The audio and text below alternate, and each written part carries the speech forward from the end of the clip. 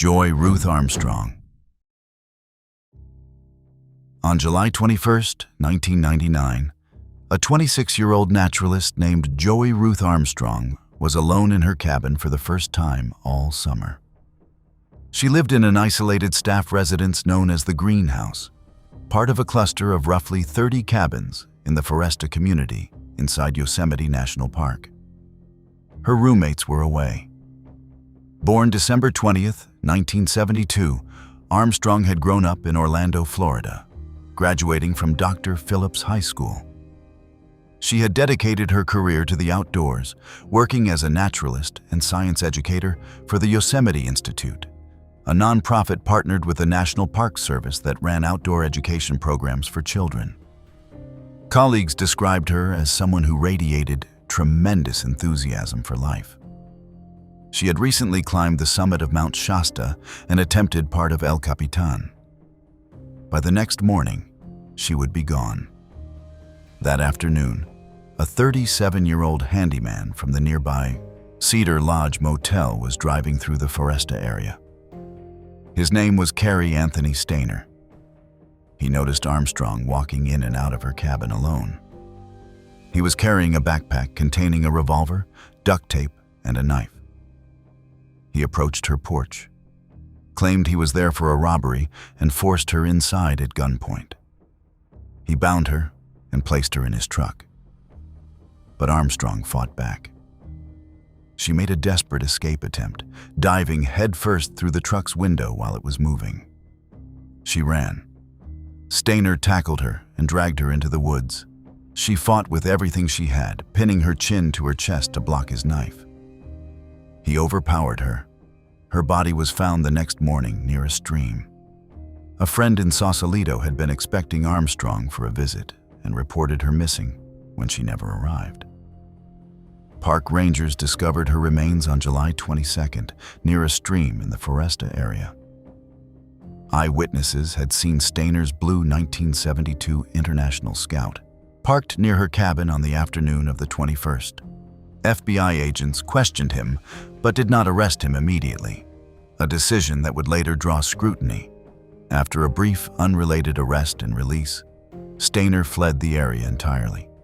He made his way to a resort near Sacramento called Laguna del Sol, where a woman recognized his name from news reports and alerted management. FBI agents arrived and apprehended him on July 24th, just 3 days after Armstrong's passing. What happened next stunned investigators. FBI Special Agent Jeff Rinnick drove Stainer to Sacramento, building rapport during the ride. Stainer volunteered to talk. He confessed first to Armstrong's case, then, to the agent's complete astonishment, to 3 additional cases committed months earlier involving tourists at the same motel where he worked. Over 6 hours, he described all 4 acts in detail, claiming he had fantasized about harming women for 30 years. Who was this man living quietly as a handyman in one of America's most beautiful places? And how had he gone undetected for so long? Because Armstrong's case occurred on federal land, Stainer pleaded guilty in September of 2000 to premeditated first-degree charges, including kidnapping, resulting in death. On November 30th, 2000, he was sentenced to life in prison without parole. At sentencing, he wept and said he wished he could take it back. But Armstrong's case was only the final chapter. What investigators had not yet realized was that Stainer had already committed something far worse just 5 months earlier, inside that very same park. Born August 13, 1961, in Merced, California, Stainer grew up in a family already marked by tragedy. His younger brother Stephen had been famously kidnapped at 7 years old in 1972 and held captive for 7 years before escaping. The case became a national sensation. Cary later said he felt neglected and overshadowed by Stephen's subsequent celebrity, describing a childhood where all the family's attention and sympathy went to his brother. He was diagnosed with a compulsive disorder at age 3 and was harmed by a family member during childhood.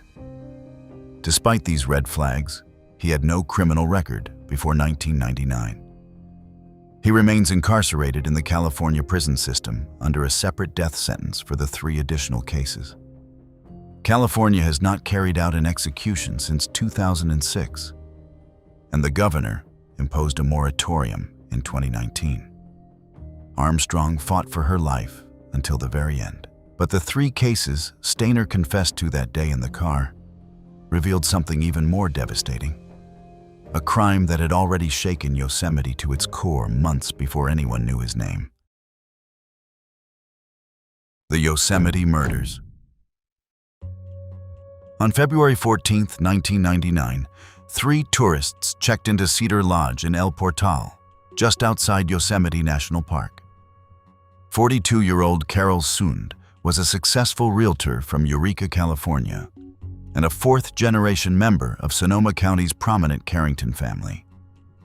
She was married to Jens Sund and was known in her community for her generosity and warmth.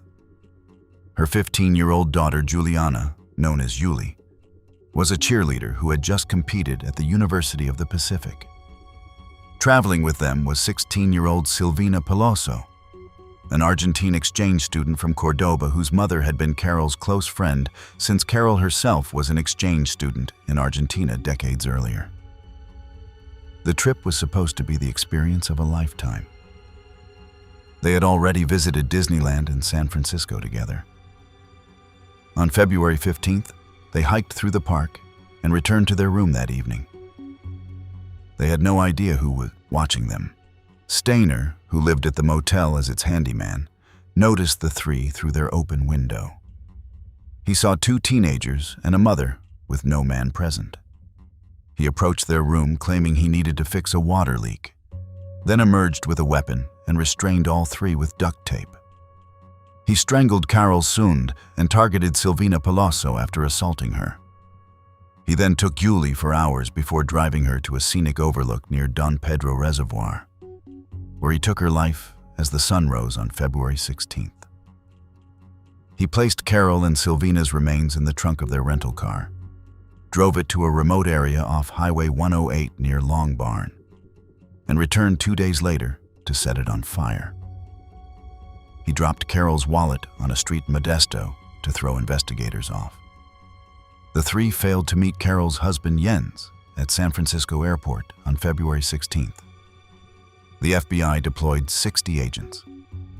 For over a month, the investigation turned up nothing. On March 18th, a hiker found the burned-out rental car in the Stanislaus National Forest. The next day, 2 charred remains were recovered from the trunk and confirmed as Carol and Silvina. Then, on March 25th, a chilling letter arrived at the FBI's Modesto office. It contained a hand-drawn map and the message, "We had fun with this one." Investigators followed the map to a location near Don Pedro Reservoir and found Julie. But who had sent the letter? And how did they know where to find her? The FBI made a catastrophic mistake.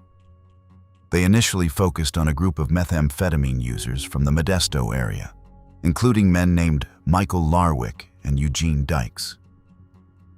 In June of 1999, the FBI publicly stated they believed those responsible were already in custody. That statement proved spectacularly wrong. Stainer himself had been interviewed as a Cedar Lodge employee during the investigation, but was never considered a suspect. He had no criminal record.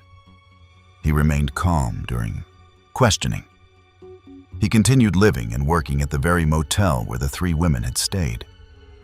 While the FBI pointed at the wrong men, Stainer walked free for weeks and went on to target Joey Ruth Armstrong that July.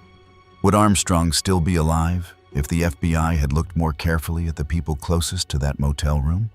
Charged in October of 1999 with 3 counts plus additional charges, Stainer pleaded not guilty by reason of insanity. His trial was moved to Santa Clara County. In August of 2002, a jury took less than 5 hours to find him guilty on all counts. In October, after 6 hours of deliberation, the jury recommended the ultimate sentence. On December 12, 2002. Judge Thomas Hastings formally sentenced him 3 times over, plus 45 additional years. Stainer remains in the California prison system. He is suspected in at least 5 additional unsolved cases in the Yosemite foothills region, but has never been charged with any of them. As part of the closure and transformation of San Quentin's death row beginning in 2023, he may have been transferred to another maximum security facility. The Carrington and Sund families have never fully recovered. How many people crossed paths with Cary Stainer during those years at Cedar Lodge? Ate meals in the same dining room, walked the same hallways, and never knew what he was? Stainer's crimes unfolded inside one of America's most visited parks. But the next case takes us to a much smaller park in Arkansas, where a woman's remains were found in the woods, and the answers have never come. Paige Autumn White. On Saturday, March 27, 2021, the remains of a 32-year-old woman were found in a wooded area off Black Snake Road in Hot Springs National Park, Arkansas, near the Whittington Avenue entrance. The road runs directly through federally managed parkland in the heart of the city. A criminal investigation was immediately opened, and a portion of Black Snake Road was closed the following day. The NPS Public Information Officer confirmed the active investigation that Sunday evening, but it would take 17 full days before her name was released to the public. Why the delay? And what were investigators finding in those woods that they were not willing to share? Her name was Paige Autumn White. She was a resident of the Hot Springs and Mountain Pine area in Garland County, Arkansas, the daughter of Jeff and Cheryl White of Mountain Pine. Her obituary, published April 22nd in the Hot Springs Sentinel Record, stated she was granted her angel wings on March 27th. A celebration of life was held on April 25th at Forest Creek Barn in Royal, Arkansas. She had a missing right eye and an anchor tattoo on her right foot. Her identity was not publicly confirmed until April 13th, 2021. For nearly 3 weeks, a woman had been found lifeless on federal land, and the community did not even know her name. Because the remains were found on federal land, the NPS Investigative Services Branch and FBI Little Rock Field Office took lead roles in the investigation, assisted by the Hot Springs Police Department, Arkansas State Police, and Garland County Sheriff's Department. The multi-agency response reflected the complexity of crimes on federal land, where jurisdiction does not belong to local authorities alone. Her passing was ruled a homicide, though the specific cause has never been publicly released. That detail alone is unusual. In most homicide investigations, authorities provide at least a general cause to help generate public tips. The FBI issued a detailed behavioral profile of the person responsible, suggesting they likely have familiarity with the areas where Paige was last seen and recovered, and that this individual continues to work or live in the community. Investigators specifically asked the public for any information about White's movements and contacts in the days leading up to her passing. Hot Springs National Park is unlike most national parks in the country. It sits entirely within the city limits of Hot Springs, surrounded by neighborhoods, hotels, and businesses. Black Snake Road is not a remote backcountry trail accessible only by experienced hikers. It is a road that locals drive on a regular basis, cutting through federally managed forest within walking distance of residential streets.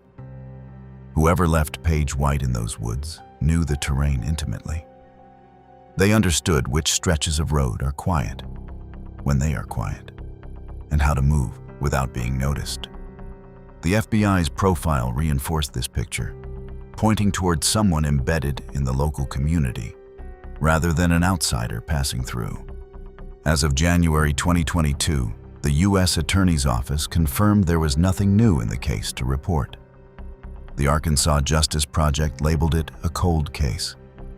Social media rumors about a serial predator operating in Hot Springs circulated widely in the months following the discovery. fueled by the fact that several other unsolved cases existed in the broader Garland County area. But both Snopes and PolitiFact investigated and rated the claims false. The NPS stated there was no indication this was anything other than an isolated incident. The NPS case page was archived in January of 2025 as part of a broader website restructuring. But no new developments have been announced. No suspects have been publicly identified. No arrests have ever been made. The FBI tip line remains open, and authorities continue to believe someone in the Hot Springs community has information that could break this case. What happened to Paige Autumn White on Black Snake Road? And is the person responsible still living in the community the FBI described, carrying this secret in silence? White's case remains a mystery with no public suspects. But the next case is one where investigators knew exactly who was responsible, and proving it meant unraveling years of carefully constructed lies. Tony Henthorn. On September 29, 2012, a couple arrived at Rocky Mountain National Park to celebrate their 12th wedding anniversary. The husband, Harold Henthorn, had planned what he described as a surprise hike. He redirected them away from the popular Bear Lake Trail to the more remote Deer Mountain Trail. Photos from the hike show Harold balancing on rocks at a cliff edge, smiling back at his wife. Investigators later theorized he was luring her toward the dangerous spot by demonstrating it was safe. At approximately 3:30 in the afternoon, his wife, Dr. Tony Henthorn, fell roughly 128 to 160 feet to her death. Dr. Tony Jill Bertolet Henthorn was 50 years old. Born in Jackson, Mississippi, she graduated magna cum laude from the University of Mississippi Medical Center and became a prominent ophthalmologist, specializing in cataract and laser surgery. She served as team ophthalmologist for the NHL's Colorado Avalanche and was named one of America's top ophthalmologists in 2006. She had met Harold through a Christian dating website and married him on September 30th, 2000. Their daughter Haley was born in 2005. Tony was a brilliant, accomplished woman. So what happened on that cliff? Harold's 911 call raised immediate red flags. He was notably calm and detailed, providing exact GPS coordinates and helicopter landing suggestions, but did not appear to be performing CPR. Despite claiming to have given mouth-to-mouth resuscitation, Tony's lipstick remained perfectly in place and her ribs showed no compression marks. After hanging up to conserve battery, he made nearly 24 calls and exchanged almost 100 text messages. He informed Tony's brother of her passing by text message. Then the anonymous letters started arriving. Investigators received 17 anonymous letters highlighting the suspicious passing of Harold's first wife. Sandra Lynn Rochelle Henthorn had perished on May 7, 1995, after Harold claimed a vehicle slipped off its jack and crushed her while she was retrieving a dropped lug nut on a remote Colorado highway. Harold had collected roughly $500,000 in insurance from that incident. The case had been ruled accidental after only a 6-day investigation. After Tony's passing, authorities reopened the file and changed Lynn's manner from accident to undetermined. An apparent footprint on the vehicle's fender suggested it may have been deliberately knocked off the jack. Harold had cremated both wives and scattered their ashes at the same location in Rocky Mountain National Park, 17 years apart. A trail map found in Harold's car had the Deer Mountain Trail highlighted with its marking the exact spot where Tony fell. He had visited the park at least 9 times before the fatal hike. Investigation revealed $4.5 million in life insurance policies on Tony's life, policies her family said she knew nothing about. Most damning of all, Harold had not held a real job since 1992 and had no verifiable business despite claiming to be a fundraiser. Harold was arrested on November 6, 2014, and charged with federal first-degree charges. At his September 2015 trial, prosecutors presented the marked map, the insurance policies, the scouting trips, and evidence of a 2011 incident where a heavy beam had nearly taken Tony's life at their cabin. The defense called no witnesses. On September 21, 2015, the jury convicted him after 10.5 hours of deliberation. He was sentenced to life in prison without parole on December 8, 2015.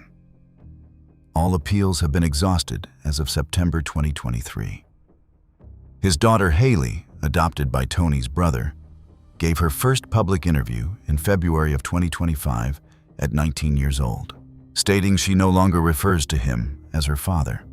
Harold Henthorne planned everything down to an X on a map, but the next case involves two hikers whose story went untold for 28 years, until a DNA breakthrough in 2024 finally gave their families the answer they had been waiting for. Julie Williams and Lolly Winans. On June 1, 1996, park rangers in Shenandoah National Park were searching for two missing hikers. Julie Williams's father had reported her overdue. The rangers followed a trail to a remote campsite along the Bridle Trail, about half a mile from Skyland Resort.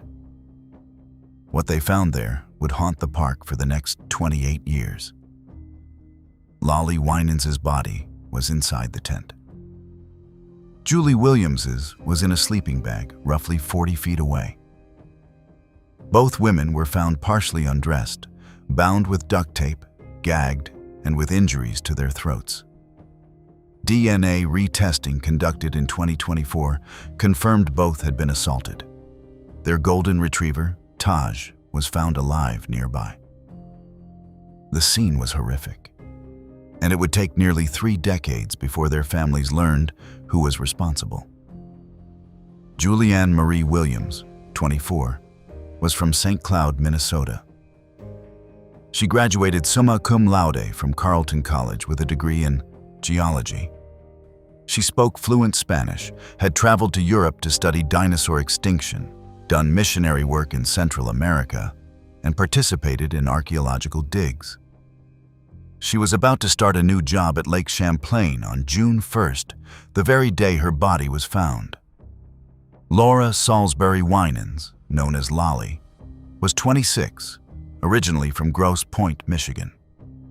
She was studying outdoor recreation leadership at Unity College in Maine. A survivor of a past traumatic experience, she volunteered at a crisis center in Waterville and planned to create a wilderness program for people who had been through similar ordeals. The two women met in 1994 at Woods Women Inc. in Minneapolis, one of the first adventure travel companies serving exclusively women. They fell in love and had been together nearly 2 years. On May 19, 1996, they set out on a backpacking trip in Shenandoah with Taj. They were last seen alive on May 24th. In July of 1997, a man named Daryl David Rice was arrested for attempting to abduct a Canadian cyclist inside the park. Restraints were found in his truck. He was sentenced to 11 years. In April of 2001, then Attorney General John Ashcroft announced Rice's indictment for the Williams and Winans cases, charging 4 counts of capital offenses as a federal hate crime, the first of its kind. But DNA found on the gag and bindings at the crime scene did not match Rice. Charges were dropped in February of 2004. In a tragic twist, just 15 days after being publicly exonerated on June 20th, 2024, Rice was struck and fatally injured by a car while riding a bicycle on a Missouri highway. The breakthrough came in 2021, when a new FBI investigative team assigned to the case prioritized physical evidence for retesting. Through funding from the DOJ's Sexual Assault Kit Initiative, evidence collected from the crime scene in 1996 was submitted to a private laboratory that successfully extracted a usable DNA profile. The profile was entered into the FBI's CODIS database, which returned a match to Walter Leo Jackson Sr., a convicted serial offender from Cleveland, Ohio. The statistical certainty of the match was staggering: 1 in 2.6 trillion. Born November 2, 1947, Jackson was a residential painter and avid hiker known to visit Shenandoah National Park.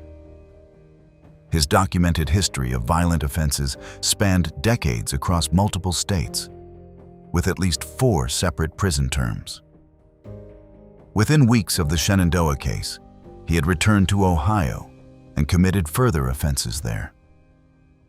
Jackson had died in prison in Cuyahoga County, Ohio, in March of 2018 at age 70. On June 20, 2024, the FBI formally identified him as the person responsible. Authorities found no evidence the crime was motivated by the victim's relationship. The FBI continues to investigate whether Jackson is linked to other unsolved cases during his periods of freedom. After 28 years, Julie and Lolly's families finally had a name, but the man behind it was already gone. Williams and Winans waited 28 years for identification through DNA. But the next case took even longer, and the answer came not from a database, but from building a family tree from a severed arm found by children in a meadow. Summit Meadow Jane Doe. On June 28, 1983, children playing in Summit Meadow along Glacier Point Road in Yosemite National Park discovered a severed human arm and hand. Silver rings were found on both hands. NPS. Investigators estimated the remains had been at the scene since approximately 1982 and belonged to a petite adult female. 5 years later, in May of 1988, hikers found a human skull near the same location. In 2009, DNA analysis confirmed both sets of remains belonged to the same person. But who was she? For nearly 40 years, she was known only as Summit Meadow Jane Doe. In spring of 1984, Texas serial offender Henry Lee Lucas confessed to picking up an unidentified female hitchhiker near Yosemite and strangling her. He identified Glacier Point Road and Badger Pass as the location and led officers to the crime scene. NPS investigators stated he had information about the case that had not been made public and could only be known by the person who committed it. Budweiser cans found near the remains matched Lucas's known drink of choice. However, Lucas had notoriously confessed to as many as 3,000 crimes under coercive police practices. He later recanted most of those confessions, and a Texas task force was accused of feeding him details. He passed away in prison on March 13, 2001, without ever being prosecuted for this case. Despite the controversy around his many retractions, both original and current NPS investigators have maintained they believe Lucas was responsible for this particular case. In 2017, ISB agents reopened the investigation with fresh eyes and new technology. In the fall of 2020, they partnered with Parabon Nano Labs and Marshall University for whole genome sequencing and snapshot DNA phenotyping. The genetic analysis revealed something that completely changed the direction of the investigation. The victim was of entirely European descent, with naturally blonde hair and blue eyes. Not Hispanic, as investigators had originally assumed for nearly 4 decades. That single finding meant every earlier assumption about who she was had been wrong. Parabon's chief genetic genealogist, C.C. Moore, used investigative genetic genealogy through the GED match database to build family trees from DNA matches, working backward through generations to narrow the identity. On January 4, 2021, Parabon's report identified the victim as Patricia Marie Hicks Dahlstrom. A DNA test with a living relative confirmed the identification in April of 2021. Her identity was publicly revealed on Hulu's Wild Crime Season 2, which premiered on October 26, 2022. Born June 1, 1954, in Washington State, Patricia was deeply affected by her brother Edwin Jr.'s passing in 1971. After a brief marriage to Edward Dahlstrom from 1973 to 1974, she moved to Merced, California, where she joined the San Anda Apostolic Church, a cult led by Donald Gene Gibson. Gibson claimed to be a divine figure and performed rituals under religious pretenses. He recruited members based on attractiveness and controlled their finances. In December of 1980, cult members, including Hicks, were arrested during a police investigation. Gibson stood trial in September of 1981 for offenses against young people and was convicted on 4 counts. He then jumped bail and has never been found, remaining a fugitive to this day. After Gibson fled, Hicks decided to leave the cult. She reportedly took a bus toward Yosemite around 1982. Her last known contact with family was September of that year, when she sent a photograph from a beach. Investigators explored a possible link to Yosemite serial offender Cary Stayner, who was from Merced and attended Gibson's 1981 trial. Some speculated Stayner may have targeted Hicks for testifying against Gibson, as the families were acquainted. However, NPS investigator Cullen Tucker stated he would not elevate Stayner to suspect status without physical evidence. The case remains officially unsolved. 3 suspects have been investigated: Lucas, Gibson, and Stayner. Budweiser cans from the scene were reportedly undergoing testing as of 2022. Patricia Hicks Dahlstrom finally has her name back, but the person who took her life in that meadow has never been held accountable. Patricia waited nearly 40 years just to be identified. But the next case became one of the most famous unsolved cases in American history, not because of where it happened, but because of who was connected to it. Chandra Levy. On May 1, 2001, a 24-year-old woman named Chandra Ann Levy sat at her laptop in her Washington, D.C. apartment. Her internet history showed she searched for a Washington Post map of Rock Creek Park at 11:34 that morning. She was never seen again. Her parents reported her missing on May 6th. Police found her apartment undisturbed. Her credit cards, phone, and identification were all left behind. Only her keys and a ring were missing. Something had happened between that internet search and the silence that followed. Levy was born April 14, 1977, in Cleveland, Ohio, and raised in Modesto, California. She earned a journalism degree from San Francisco State University and was completing a master's in public administration at USC. In fall of 2000, she moved to Washington for a paid internship at the Federal Bureau of Prisons headquarters, working in public affairs. She aspired to a career with the FBI. She was bright, ambitious, and building the foundation of a career in government. But Levy had a secret. She was involved with then 53-year-old Congressman Gary Condit, a married conservative Democrat from California serving his 5th term. She confided in only her aunt, referring to Condit as her man. FBI testing later confirmed Condit's DNA matched evidence found in Levy's apartment. The case exploded into a national media sensation.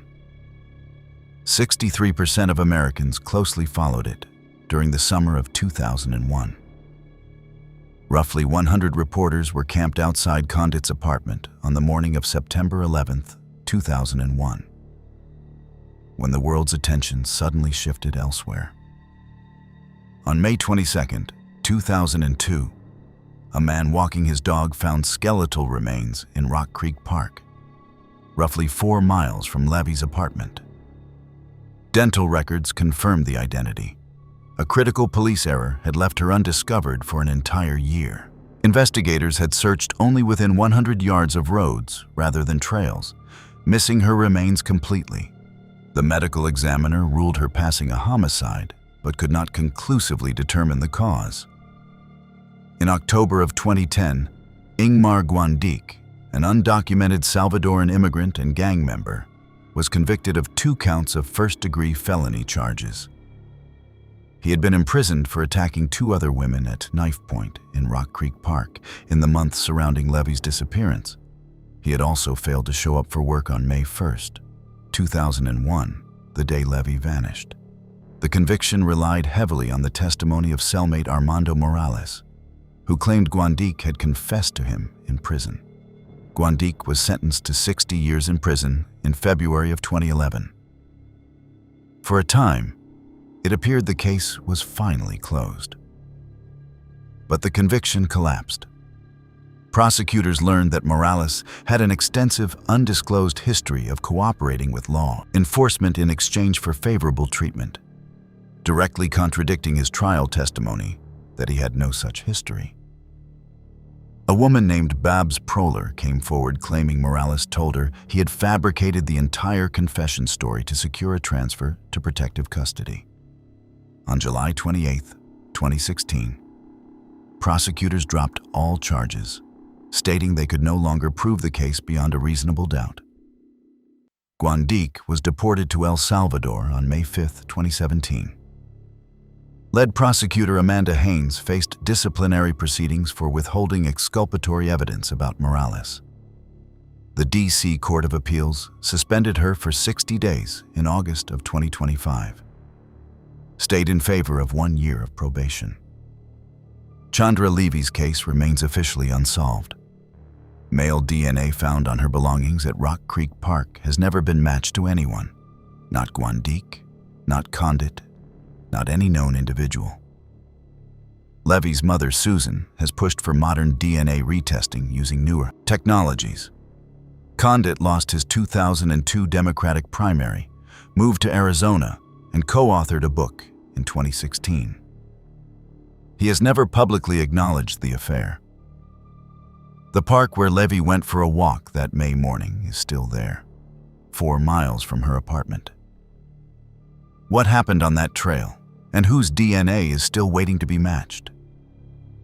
Levy's case drew the attention of an entire nation.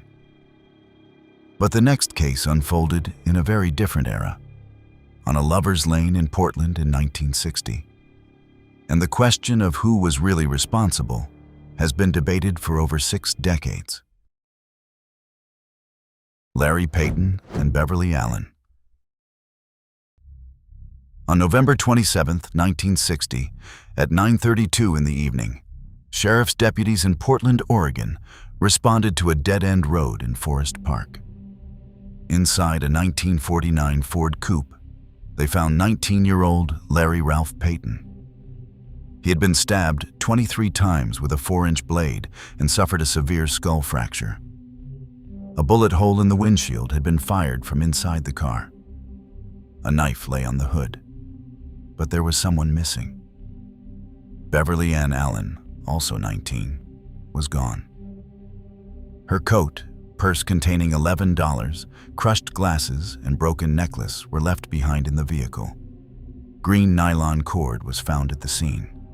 The night before, on November 26th, the day after Thanksgiving, Beverly had driven from her home in Port Townsend, Washington, to visit Larry in Portland.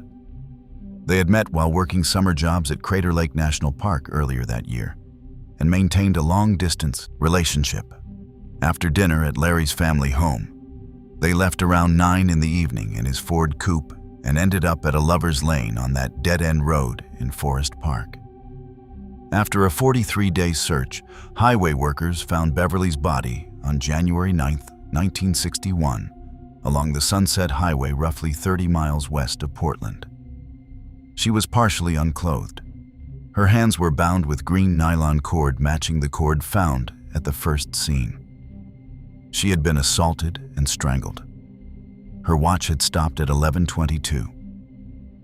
The investigation that followed questioned 2,292 individuals and considered 453 suspects. But it would take 6 years before anyone was charged. In October of 1966, a woman named Nikki Essex wrote to detectives claiming knowledge of the case. She implicated brothers Edward Ralph Jorgensen and Carl Frederick Jorgensen, along with Robert Gordon Brahm. All three were arrested in August of 1968. Essex served as the star witness, testifying that the men encountered Peyton and Allen at a downtown restaurant. A road rage incident followed, and the men chased the couple to Forest Park. The critical controversy was this: Essex's memories had been recovered through hypnosis and sodium amytal, known as truth serum.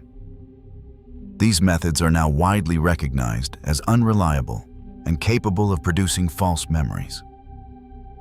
Edward Jorgensen was convicted of first-degree charges in Beverly's case and second-degree in Larry's. Brahm was convicted of first-degree charges in Larry's case. Both received life plus 25 years. Carl Jorgensen was acquitted. But here is what troubled people, even at the time. Both convicted men were paroled remarkably early. Edward after just 3 years, Brahm after 7. Those sentences suggest even the parole board harbored serious doubts about the convictions. And then there is Edward Wayne Edwards, a convicted serial offender who later confessed to multiple eerily similar attacks on young couples at Lover's Lane locations across the Midwest. Edwards was in Portland at the time of the Peyton and Allen case. He was found at the crime scene the day after with a bullet wound in his arm. About a week later, he was arrested on an unrelated charge, but escaped custody when a friend impersonated a probation officer and cleared him for release. He was placed on the FBI's 10 Most Wanted list in 1961.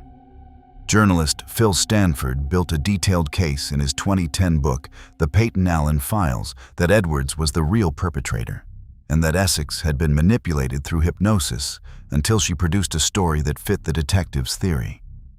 Edwards passed away in 2011 without confessing to these specific cases. A hair sample was compared to evidence from Allen's body, but reportedly did not match. The convictions of Jorgensen and Brahm still stand.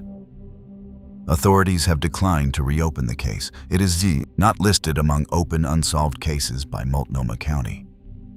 But it remains one of Portland's most controversial and disputed criminal cases, with many researchers and journalists believing the wrong men were convicted.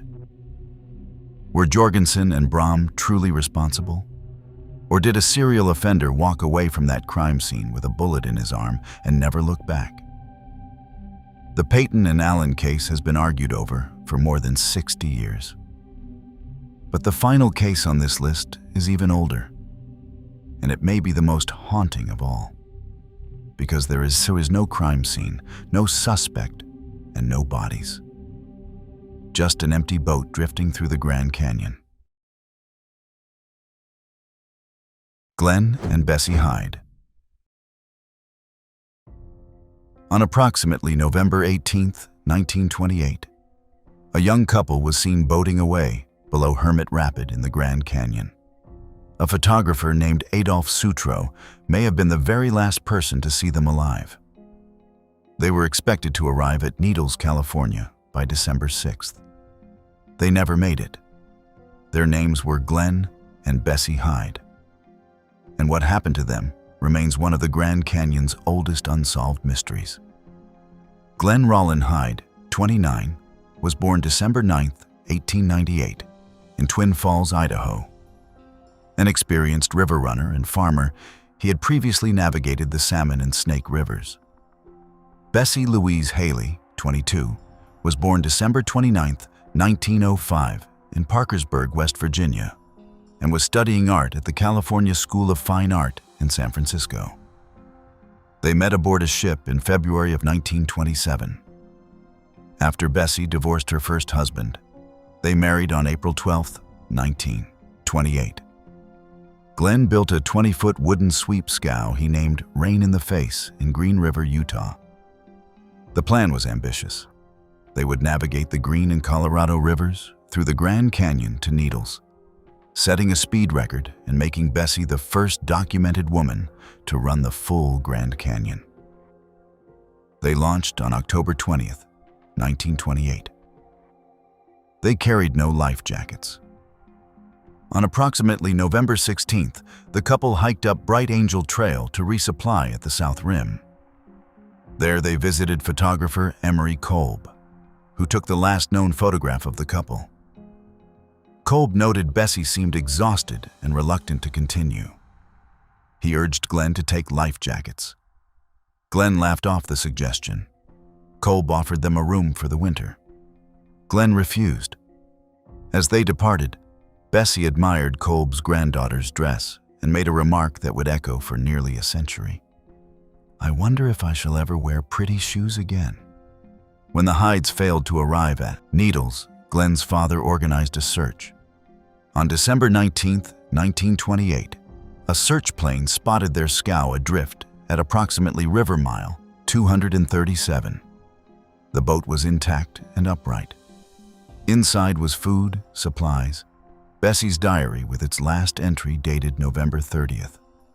Clothing, coats, hiking boots, Glenn's firearm, a camera, and 42 notches carved into the side of the boat, one for each day of the trip. The camera's last photograph was taken near River Mile 165. Their bodies were never found, despite months of searching. Over the decades, theories multiplied. In 1971, a woman named Elizabeth Arnold Cutler participated in a commercial Grand Canyon rafting trip. When the guide told the Hyde story around a campfire, she declared, "I am Bessie Hyde." She claimed Glenn had become threatening and she had defended herself, then hiked out to start a new life. She later denied everything. Birth records showed she was born in Pomeroy, Ohio in 1908, a different person entirely. When legendary river guide Georgie White Clark passed away in May of 1992, friends found a birth certificate listing her real name as Bessie DeRoss, a copy of the Hyde's marriage license, and a pistol. Rumors spread that Clark was Bessie Hyde. But Clark's early life is well documented, born in Oklahoma in 1911. And historians concluded the documents may have been planted as a posthumous prank. The prevailing theory among historians and river experts is accidental drowning. The couple was likely swept overboard by rapids near mile 232, where submerged granite has damaged more boats than any other point in the canyon. Without life jackets in cold November water, hypothermia and the current would have been fatal within minutes. Their remains were carried downstream and consumed by the river. The case is no longer actively investigated. Boatman and author Brad Dimmock published the definitive account in 2001, titled "Sunk Without a Sound," a phrase taken from one of Bessie's own poems. He and his wife built a replica of the Hyde scow and retraced the entire journey to understand the conditions they faced. Documents, photographs, and Bessie's diary are preserved at Northern Arizona University's Special Collections. Nearly a century later, the story is still told around campfires by river guides deep in the Grand Canyon. The tale of a young couple who carved 42 notches into the side of their boat and then simply vanished into the canyon forever. This was all from our side today. Thanks for watching. Click here to check out another video.